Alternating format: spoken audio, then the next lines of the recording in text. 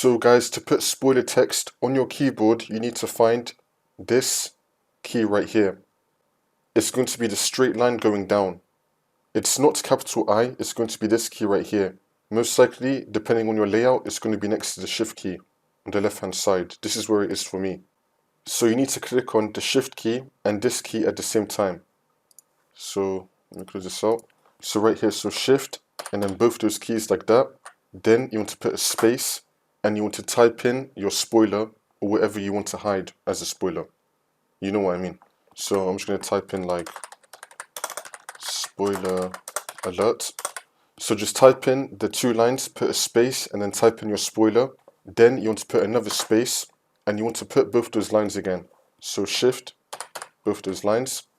Then the text will change just like how you saw right here, and then click on enter. It's going to show that you sent a message, but now it's going to be covered in a grey box. Now to see what the message says, you have to click on the grey box and then it will show you. That's how you do it.